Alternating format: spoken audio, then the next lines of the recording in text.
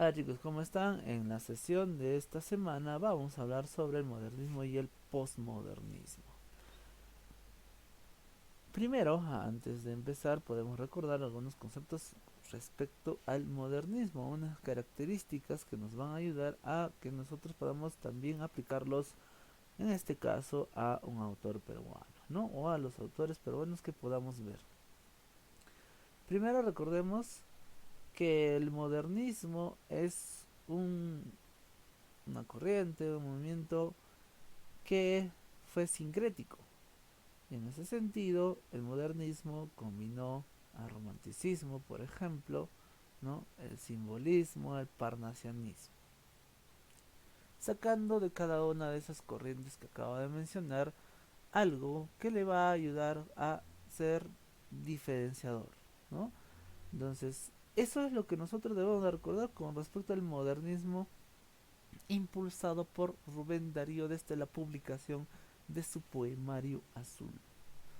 Por la otra parte del postmodernismo vamos a ver que es una etapa de transición que no se definió bien, ¿no? Donde surgieron algunos autores, no solamente a nivel de Perú, sino también a nivel de Hispanoamérica, pero que no tenían muy en claro cómo expresarse. Cada uno de ellos expresaba a su manera y eso es lo que hacía que el posmodernismo sea un tanto diverso, no sea tan homogéneo. Entonces, dicho esto, vamos a conocer un poco respecto a cada una de las manifestaciones literarias. Para el caso del Perú, nosotros no solamente tenemos poesía. Hemos visto que Rubén Darío, por ejemplo, en su poemario azul, perdón, en el libro azul, no solamente nos presenta poemas, sino también cuentos, ¿correcto? En ese sentido, debemos de entender también que el modernismo que se esparció por toda Hispanoamérica no solamente se expresó a través de la poesía, sino también a través de la obra narrativa. En el Perú va a tener ciertos toques diferenciadores, ¿no?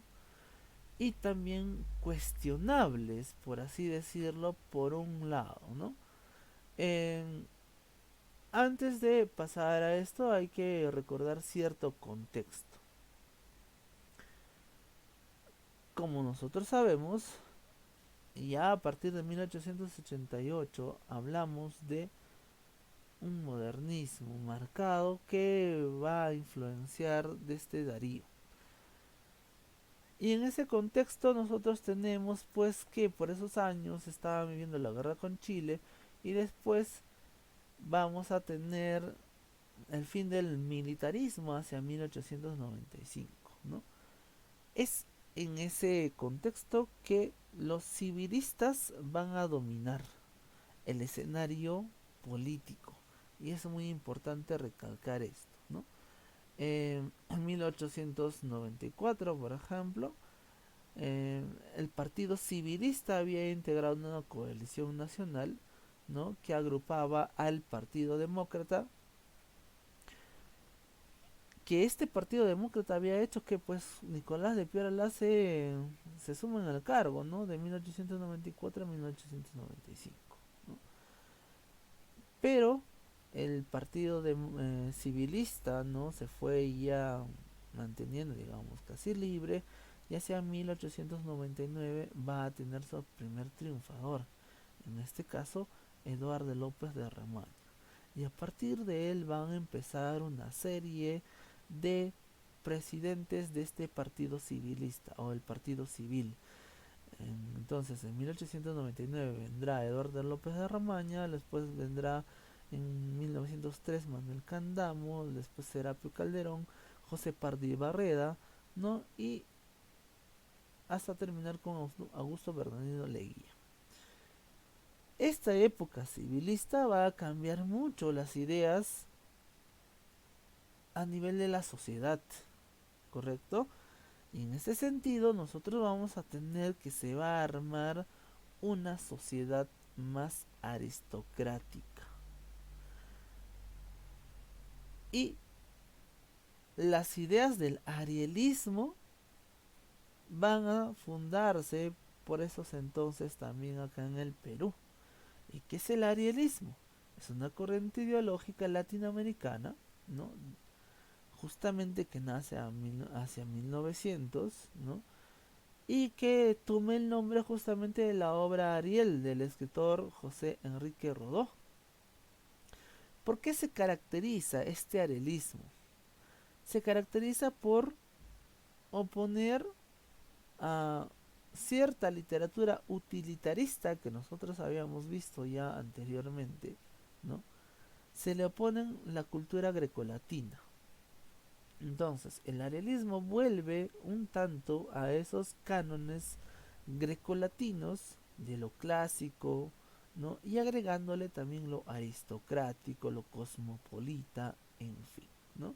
El arealismo fue también impulsado de cierta manera por Rubén Darío porque tenía mucho, ese pensamiento tenía mucho relación con el modernismo. En ese sentido, se habla del arielismo entonces.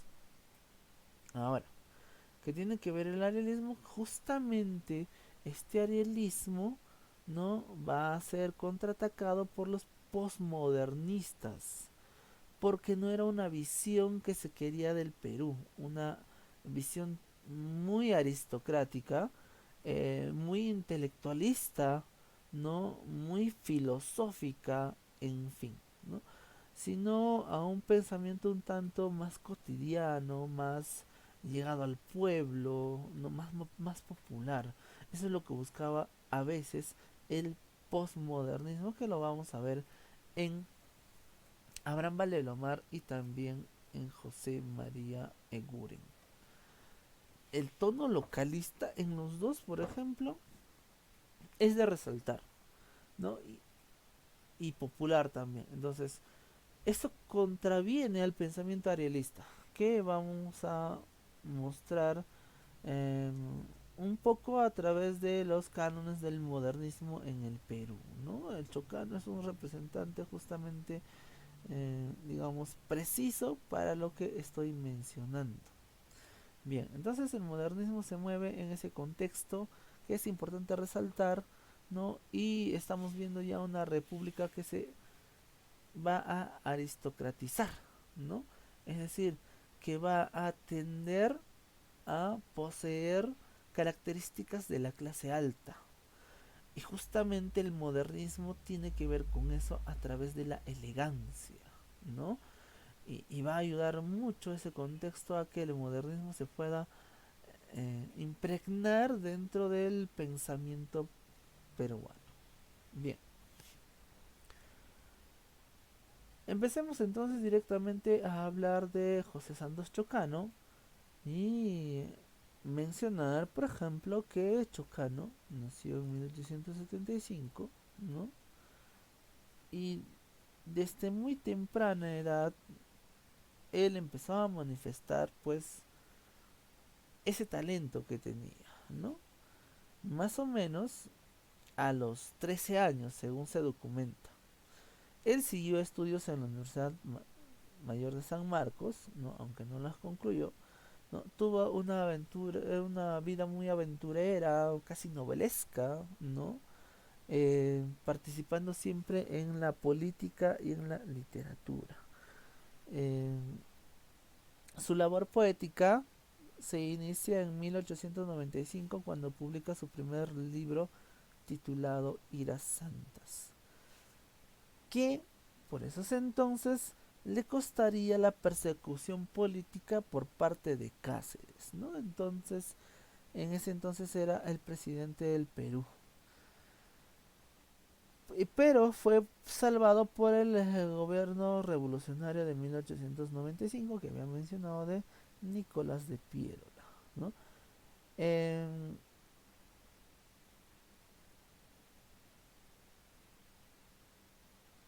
Ciertamente José Santos Chocano va a hacer muchos viajes por Latinoamérica, va a conocer mucho Latinoamérica, pero también va a servir a varios dictadores, ¿no?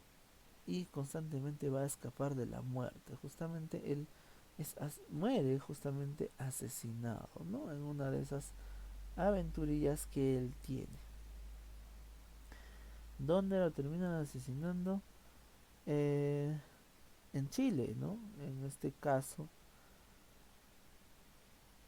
va a ser asesinado por una persona llamada Martin Bruce, ¿no?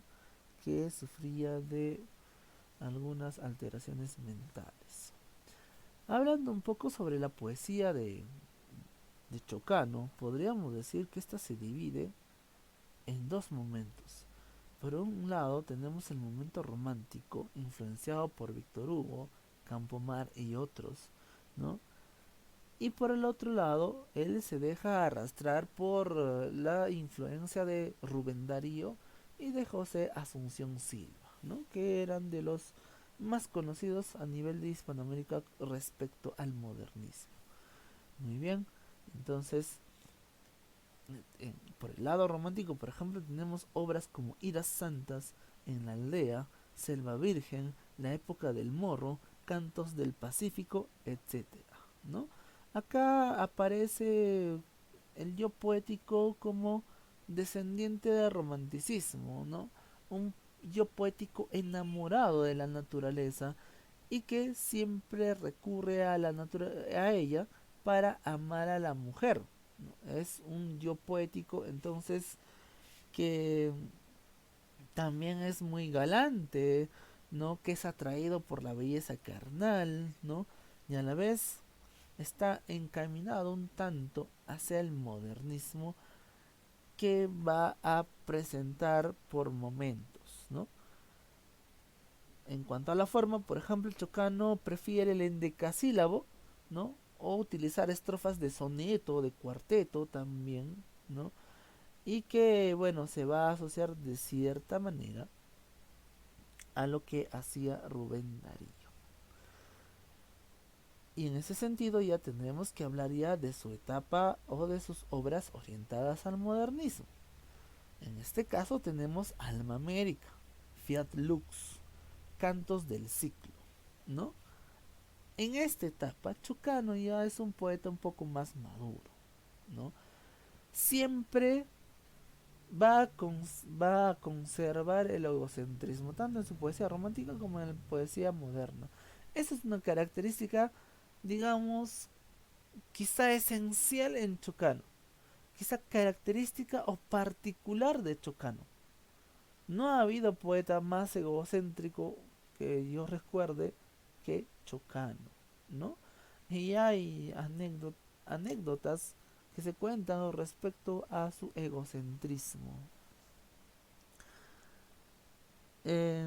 Bueno, entonces en ese sentido hay que decir que desde el punto de vista modernista, ¿no? Va a también agregar cierto tipo de verso, por ejemplo, el dodecasílabo y el alejandrino, ¿no? El dodecasílabo que es de 12 sílabas y el alejandrino de 14. Ahora,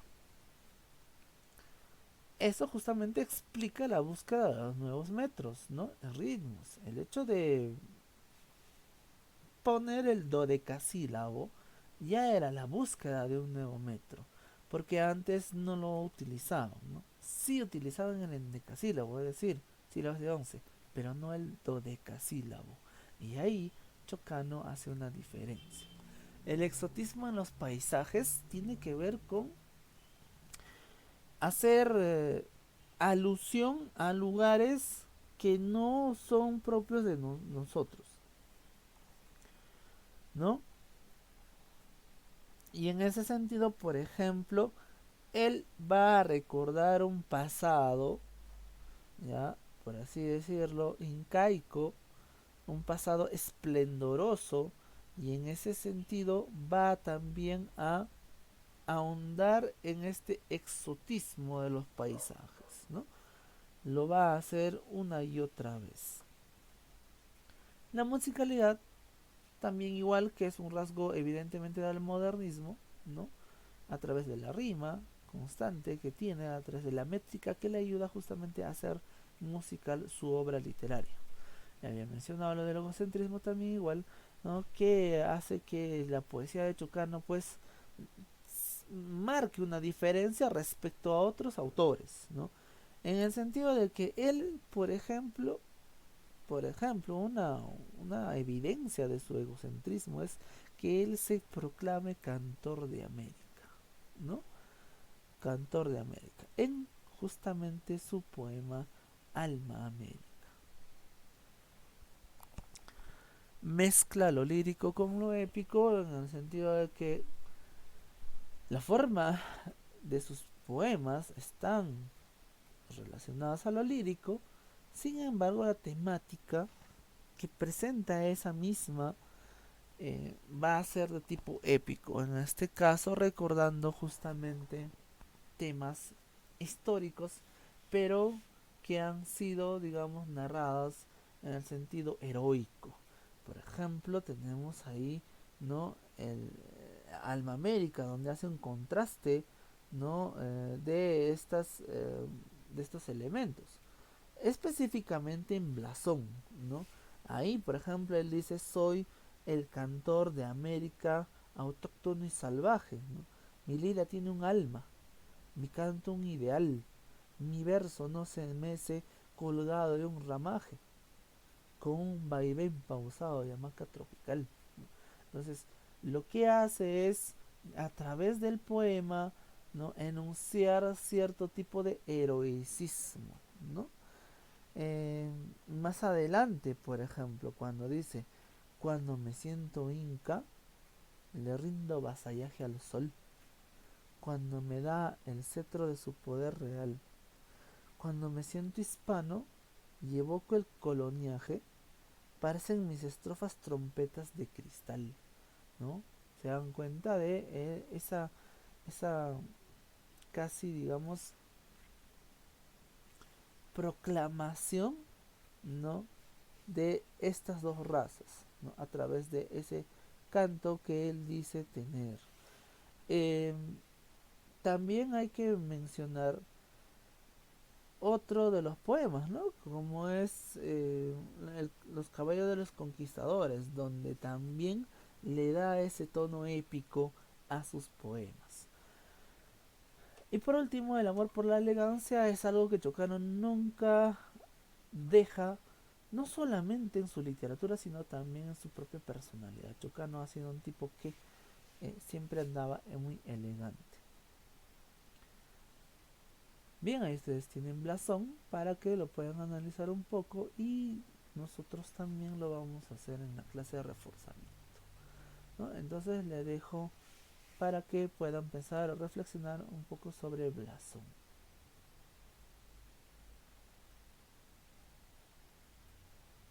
Por la parte del posmodernismo ya mencionamos nosotros que fue un momento no tan esclarecido, ¿no? Y donde vamos a tener escritores de diversa tendencia. Por un lado tenemos a Manuel de la Mara y por otro lado tenemos a José María Gurel. En el contexto en el que se mueve es aproximadamente de 1910 a 1920, ¿no? Por esos contextos también vamos a tener al vanguardismo. Entonces miren que va a haber una mezcla, bueno, el vanguardismo que está surgiendo en realidad, ¿no? Va a haber una mezcla entonces de pensamientos en ese sentido. Por acá, pues, si nosotros nos quedamos en el modernismo con Augusto Bernardino Leguía, después de Leguía va a venir el gobierno de Billinghurst, después Benavides, después Pardo, ¿no? Y en fin, van a sucederle más todavía. En el ámbito económico, nosotros vamos a tener que se consolida, por ejemplo, el imperialismo norteamericano, y justamente eso es lo que algunos autores van a tratar de pelear o, digamos, contrarrestar a través de su pensamiento. Por esos momentos va a surgir el indigenismo que justamente va a cuestionar esta predominancia imperialista. Bien, ¿cómo podemos definir el posmodernismo? Como un periodo de transición entre el modernismo y la vanguardia. Se caracteriza por justamente ese desgaste que tenía el modernismo, ¿no? Que ya pues era un discurso muy repetitivo, y la renovación temática también contra el exotismo. Un exotismo que recordaba el pasado, recuerdan lo de Rubén Darío también, ¿no? O recordaba espacios extraños, nórdicos, no orientales, en fin, ¿no?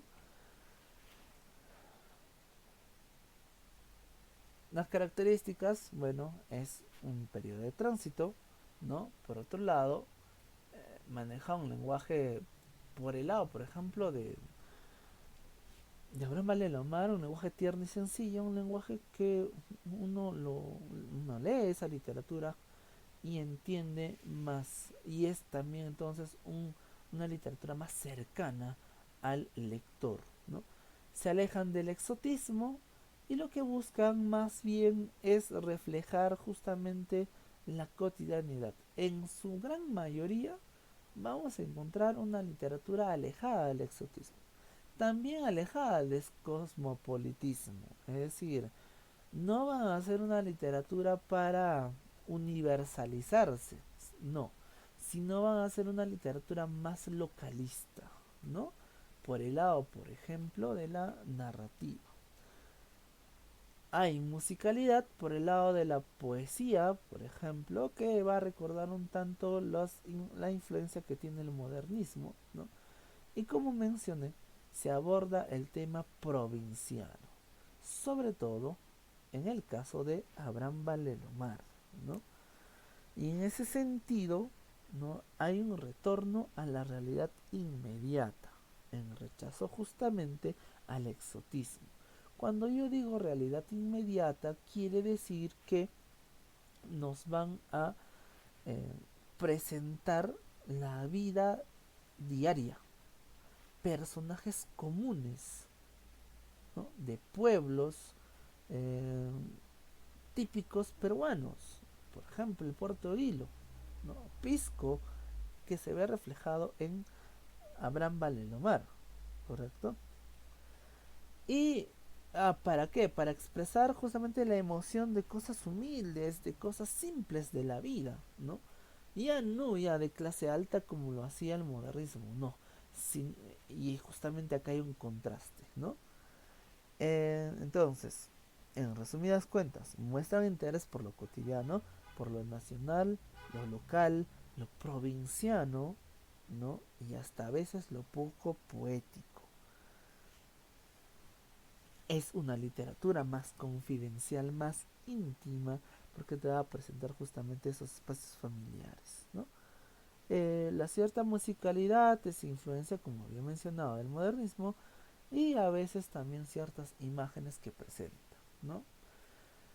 Por estos entonces se estaba desarrollando o digamos había surgido el grupo Colónida liderado por Abraham Valelomar, ¿no? Que fue justamente el que cuestionaba ese academicismo del grupo arielista. Como había mencionado, este grupo arielista era un tanto aristocrático. Y ahí está. Ese era el cuestionamiento que le hacían, ¿no? El hecho de ser tan aristocratizante, tan elitista por ciertos momentos, ¿no? Y que el posmodernismo no quería eso. Entonces se va a difundir este grupo, movimiento colónida, ¿no? A través de periódicos como El Amauta, que fundaría en su ocasión José Carlos Mariátegui. Conozcamos algunos de ellos, ¿no? El movimiento colónida, ¿no? Se opone al grupo realista, es decir, a la generación del noventista, ¿no? De prosa elegante y elitista, como lo había mencionado, ¿no? Tiene un espíritu crítico de rebeldía literaria y también cultivaron expresiones sencillas y tiernas, ¿no? Enfatizando en la vida de la provincia. Ahí tienen ustedes, por ejemplo, periodistas, ¿no? Escritores dedicados al ensayo, ¿no? O también con una tendencia indigenista, Pedro Zulem, por ejemplo, ¿no? O de influencia simbolista. Como ustedes observan, es una literatura heterogénea, no era una literatura homogénea, por tanto, se toma como una etapa de transición donde no se definieron estilos, ¿no? Bien, eh, bueno, hablar un poco sobre también José María Eguren.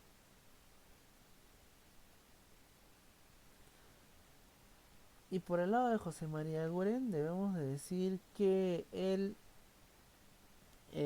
es un poeta simbolista, ¿no? Y también es un poeta considerado como el iniciador de una nueva tradición poética, como el fundador de la nueva tradición poética. No solamente él, está Vallejo, Neruda, Octavio Paz y otros más que son considerados como los fundadores de esta nueva tradición poética, ¿no? Eh, Él publica pues Simbólicas en 1911 y justamente a partir de eso hay el nacimiento de esta tradición que la vamos a seguir a lo largo de todo 1900, ¿no? Porque ellos van a influenciar en poetas, por ejemplo, de la generación del 50. En el caso de Eilson, el caso de Blanca Varela, ¿no? Alejandro Romaldo, Manuel Escorza, y en fin.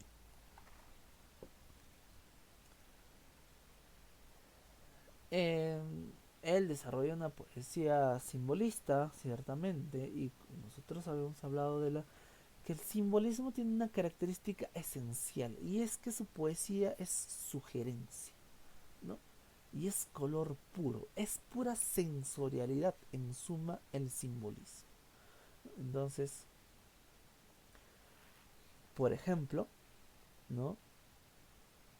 La sugerencia tiene que ver con el hecho de que no te muestra directamente la sensorialidad, es decir, el sonido, el color, no, sino que te lo va a sugerir, ¿no? Va a sugerir esa musicalidad, va a sugerir el color, para que uno pueda deducir justamente que hay esos cánones, ¿no? Eh, Según Mariátegui, Eguren pertenece al periodo cosmopolita de nuestra poesía debido a su singularidad y a que su poesía no busca el gran auditorio, sino un auditorio pequeño, es decir, eh, José María escribía para un grupo minoritario de personas, ¿no? En ese sentido se va elitizando y también siendo un tanto cosmopolita. Eguren es un caso un tanto, digamos, extraño dentro de este periodo porque habíamos dicho nosotros que este periodo se caracterizó por contrarrestar justamente el cosmopolitismo, ¿no? Pero Eguren va a combinar estas dos cuestiones, cosmopolita por un lado, cotidiano por otro lado, ¿no? Y va a hacer que justamente su poesía sea también diversa. Entonces, poesía pura dentro de Eguren. Por otro lado, hay que decir también que su poesía expresa el candor y la fantasía infantil, ¿no? En ciertos poemas que vamos a ver, ¿no? En Simbólicas, por ejemplo, eh, a través del Duque, ¿no? A través de también, bueno, en otro poemario en realidad, La niña de la lámpara azul, ¿no? En fin, todos ellos. Por otro lado, también describe un mundo mágico y misterioso. José María Eguren lo que hace a través de la sugerencia es justamente presentar ese misterio, ¿no? Que lo va a caracterizar constantemente en su poesía, no solamente en Simbólicas, sino también en la canción de las figuras, ¿no? Eh, en Sombras, ¿no? En Rondinelas también. Hablando un tanto sobre simbólicas. En simbólicas nosotros tenemos, por ejemplo, elementos que se manejan también en el modernismo, pero que acá se van a tratar de otra manera. Ya dijimos, ya hay la sugerencia. La sugerencia del color, la sugerencia de la musicalidad y la sugerencia a través del misterio, ¿no? Simbólicas componen 34 poemas, ¿no? Donde se va a utilizar tercetos, cuartetos, es decir, estrofas que están de 3 o estrofas de 4, ¿no? Los elementos exóticos que se van a presentar son, por ejemplo, de la mitología germánica o nórdica. Paisajes imprecisos en el sentido de que estos paisajes, como lo presenta, por ejemplo, en el caso de la niña de la lámpara azul, aunque claro, la niña de la lámpara azul no es de simbólicas, pero hago mención a eso. eh, en cuanto a la mención de ese paisaje, ¿no? Es un paisaje impreciso, en el sentido de que no sabemos a ciencia cierta ahí cómo es el paisaje, si está todo nebuloso o si hay luz, ¿no? No nos dice cómo se enmarca el paisaje, por ejemplo, en ese poema, ¿no? Y volviendo a simbólicas, también igual, en los Reyes Rojos tenemos esa duda de ese paisaje que es impreciso, ¿no? En, en otros poemas también lo vamos a encontrar de esa manera. Por solamente agregar algo, podríamos decir, por ejemplo, que él hace uso de arcaísmos. Utiliza palabras falcones en lugar de halcones, utiliza foscos en lugar de oscos, ¿no? Y así va utilizando arcaísmos. La temática constante dentro de simbólicas la podemos resumir en el misterio, como de los temas, la niñez, la muerte, la naturaleza, el juego, ¿no? Todos ellos podrían, digamos, resumir lo que es el poemario simbólicas.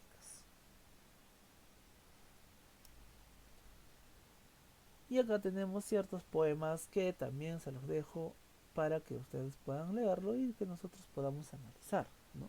Sin embargo, sin embargo, lo que voy a hacer sí es mencionar el sistema de colores que tiene José María Eguren, ¿no? Es importante resaltar el tema de los colores en Eguren.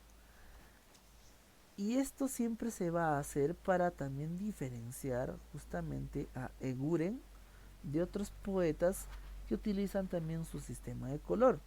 Nosotros habíamos hablado, por ejemplo, de Rubén Darío. Rubén Darío manejaba un sistema de color, ¿no? Por ejemplo, a ver, el azul en Darío eh, tiene un significado distinto que el azul que menciona Eguren, ¿no? Entonces, de ahí ya tenemos una diferencia ya, ¿no? A ver, si recuerdan, la pregunta que voy a dejar por acá es que simbolizaba el azul de Rubén Darío, ¿no? Y ahora lo voy a decir qué significa el azul de Eguren, por ejemplo, ¿no? A ver, dentro del sistema poético de Eguren, nosotros tenemos que el rojo, por ejemplo, está asociado a lo animal, a la multitud, a la sangre, a la vida inquieta o agitada o turbulenta, ¿correcto? El rojo produce miedo, produce amenaza o conflicto también en Eguren. El dorado, ¿ya? Produce misterio. El azul, ¿ya? Que es un color que va a aparecer mucho en la poesía de Eguren, ¿ya? Por algunos momentos nos va a dar la sensación de imprecisión, pero por otros momentos el azul expresa algo trágico o algo que se asemeja a lo trágico, ¿ya? El azul está vinculado a la muerte, a la tristeza. Por otro lado tenemos el verde. El verde, por ejemplo, también tiene cierto misterio, ¿ya? Va a expresar cierto misterio. Por otro lado, el verde también va a expresar lo sobrenatural, ¿correcto? Entonces, miren el sistema, o dense cuenta del sistema de colores que maneja Gure. El celeste va a aludir a un origen divino de las cosas, ¿no? De los seres designados. El celeste va a aludir también a lo puro, a lo frágil, ¿correcto? Entonces, Si nosotros recordamos, por ejemplo, en este sentido, eh, uno de los poemas de Rubén Darío, que en este caso sería Sonatina, la pureza del el personaje de la princesa, ¿no? Está asociado a lo blanco. Su color de piel está asociado a lo dorado, la palidez, el desvanecimiento, ¿no? Miren, el dorado en Darío puede presenciar un mal ánimo, pero el dorado en Guren hace alusión al misterio. He ahí la diferencia, por ejemplo, de los colores entre los dos, ¿no? Bien, volviendo al celeste entonces, el celeste alude a lo divino, adivina lo puro y a lo frágil. En Sonatina de Rubén Darío, lo blanco alude a lo puro. Ahí otra vez otra diferencia, ¿no? Muy bien, entonces, aludiendo a este sistema de colores, podemos nosotros analizar y hacer justamente ya un resumen de lo que nos puede decir estos poemas, que lo vamos a hacer, por supuesto, en la clase de reforzamiento. Ya también tenemos otro, que es el poema Las Torres, y que también podemos asociar los colores para ver justamente cómo se mueven, ¿no? Si hay algunos colores que no se han mencionado, lo haremos en la clase de reforzamiento. Bien, hasta aquí entonces el recuento de lo que ha sido el modernismo y el postmodernismo. Recuerden todavía que nosotros tenemos esta clase donde vamos a analizar netamente los poemas, ¿sí? Entonces, hasta esa ocasión. Nos vemos.